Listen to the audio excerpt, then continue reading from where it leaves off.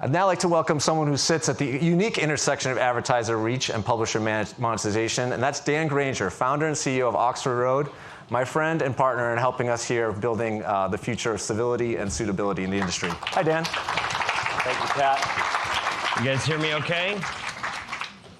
Thanks for letting me share with you today. Thanks to the IAB. Thank you, Pat. I'm really glad we're having this discussion. I'm going to go off script a little bit here. We're not as far in brand safety and suitability as I think we'd like to think that we are. I've been, by the way, founder CEO of Oxford Road since 2013. We're an agency that helps the best brands in the world grow with the best medium in the world, which is audio. And it has become their secret weapon for ROI and scale. That's what we do. Okay, so that's my interest, is trying to figure out how do we help brands continue to scale in the channel. I came into this channel because I actually believe that podcast is important. I believe that it is the best channel for the free and open exchange of new ideas. We're not beholden to sound bites. We don't have a character count limit. We can actually unpack a discussion. This is different. I got into this because it's pirate radio, because this is an untapped resource. But the problem is, we're all paying a tax. We call it brand safety. We all want to check a box. We all want the problem to go away. Nobody actually wants to deal with this. And myself and a number of others have been working on this problem for several years. I've been involved in 4 different companies as partners, either as an advisor, investor, co-developer of some of the products. The thesis that we came up with was that media needs nutrition labels. The reason we're all having to even talk about brand safety, I believe, is because of the culture wars. Because people don't trust each other, because people don't agree on the sources of information and their credibility. We have to give advertisers protection in that way. If you're a brand, you can't responsibly go into a user-generated content platform and just start spraying ads and not worry about the type of speech that you're supporting. So there needs to be accountability. We don't have FCC governance. Okay, we don't really have a governing body. There are no rules here. So we as an industry are trying to create those rules. And one of the primary things we've been doing, and by the way, I've been an advocate for this, is to take the GARM framework for brand safety and suitability. And you've got 11 categories, right? And we thought if we take AI and machine learning and run it over the transcripts, we can create risk profiles so brands can look at it and go, oh, my tolerance level is low here, medium here, high there. But let's talk about how that's working in practice, okay? If you're an advertiser at a big brand, the kind of brands that we need to remove the bottleneck in this industry, to really let the advertising opportunity flow, you've got 17 layers of management in the company. Somebody sits with you and says, hey, let's set your tolerance levels. Okay, any responsible marketer is going to set their tolerance levels as low in these 11 categories that we use with GARM. Now, when you actually do that in real life, if you can, it won't go? Okay, fine. I'll just tell you about it. You guys saw a slide earlier that showed a bunch of shows that are unsponsorable. Responsible shows that are unsponsorable to a responsible marketer who says that they have a low risk tolerance for things like death, goodbye true crime, explicit content, goodbye comedy, debated sensitive social issues.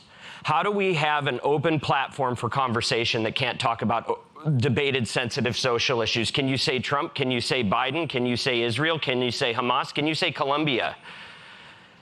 We've got a challenge, and I think we have an over-reliance on the tools right now, which we hoped would work. I don't believe any of the tech is there, because what the tech is really good at is the keywords and really simple queries. What Seekr's been able to do that's different is actually take one simple metric that I think we can agree on. It's the golden rule. It's civility. Can you talk about a topic without attacking another person or group of individuals? Can you do it without attacking a protected class? Because at the end of the day, the reason brands really get into trouble is because they sponsor somebody that's throwing elbows. And if you're attacking people, you're most likely going to receive counterattacks, and the brands get caught in the crossfire. So what we're trying to do is say, It's an open platform. We're not deplatforming people. Everybody gets to be, however they want and share their opinion on any show, but a sponsor needs to know what they're getting into.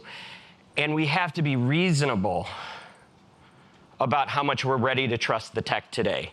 Right now, I don't know if anybody is actually looking at what happens when you set a tolerance level and trust any of the systems in the market to go to the episode level and the transcript level and actually look at what's getting flagged. It is completely untenable. Meet the Press is unsponsorable, the longest running TV show in history since 1947. If you are a conservative brand and have a low tolerance for risk, you cannot run ads on Meet the Press. And the list goes on and on. Vibe Check was just out here. You can't sponsor Vibe Check if you have a low risk tolerance. Okay, even though they're doing responsible conversation, their civility score is high. Their civility score is high. I think 96, 94. It's mid-90s. We stick some okay, so we need a solve here that's reasonable. We need to lower our expectations. The GARM framework is helpful. It's a great start. I'm glad we're doing stuff, but we have an over-reliance, and we can't just close our eyes and put our head in the sand. We have to actually look at what it's saying about your shows. If you have shows that are being graded by these systems, look at the transcripts, look at what is being flagged, and see if you think you're getting value out of that. Brands need to trust us. They're not here the way that they could be or the way that they should be because we have not risen to the level of giving them something that they can really use. Use GARM directionally. Use Seekr's version of GARM directionally. Use Barometer's version of GARM directionally. Use it to flag things that are worth double checking, but do not trust it. Do not assume that if you're not looking at it, that it's actually going to work. Because it's costing people in this room millions of dollars. I believe it could be costing this industry billions of dollars. It is a complete bottleneck. So what I'm really excited about in the partnership with Seekr is that civility score gives you something we can understand, agree on, and keeps brands out of the culture wars. Everything else is directional. If you need something to count your swear words, those tools exist. Use any of them. But when you need to go more nuanced than that, this is the best we've got. And by the way, like I said, I've worked with 4 companies on this. I don't care. I just want my clients to have a safe way to evaluate the content. That's all we really care about. If somebody has a better angle, get up here and share it. But this is the best we've been able to come up with so far, and I would just ask you guys to join us. If you're a publisher, if you're a creator, if you're an advertiser, if you're one of our competitors, Ad Results, Veritone, guys, get on board. Let's do this together. Join us. Join us, and I'll say a few things we can all agree on. I hope we all can agree on that civility score is something we as an industry can agree on, and I know we can all agree on that we all want to responsibly drive the millions and billions of revenue that this industry deserves. So thank you, Dan. We're around all day if you want to chat. All right. Thank you. Thank you. Thank you.